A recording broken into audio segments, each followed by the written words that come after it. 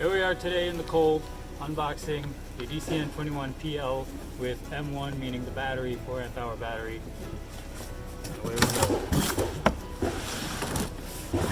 There's the gun, carry case. Sure, all that's garbage. And here we ought to have the battery and charger. Battery, charger.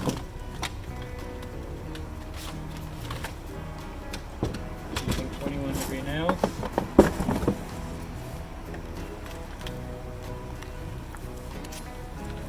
We have the skyhook adjustable, where you can hide it. 2-speed, we're going to use 2. I'm going to bump fire. Happen to already have plastic collated 21-degree nails. And since I've researched this, I already know how it works. And we're ready to go. Turn the lock off. It's up here.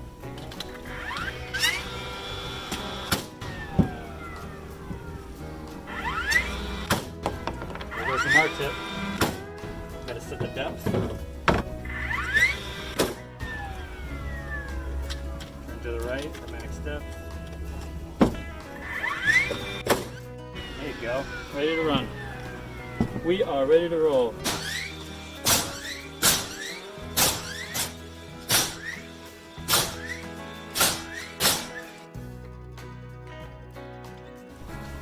Now that I've had this gun for some time, I can say it's a pretty good toy. I like having the onboard key for the inevitable jam, which hasn't happened to me yet. It would be nice if on their next iteration they had the keyless jam removal like they have on their trim guns. The weight may be a little heavy, but it's reasonable and pretty decent. Runtime is nice. No complaints as far as depth set. You don't have the traditional air release that you have on most guns, so that's actually a plus.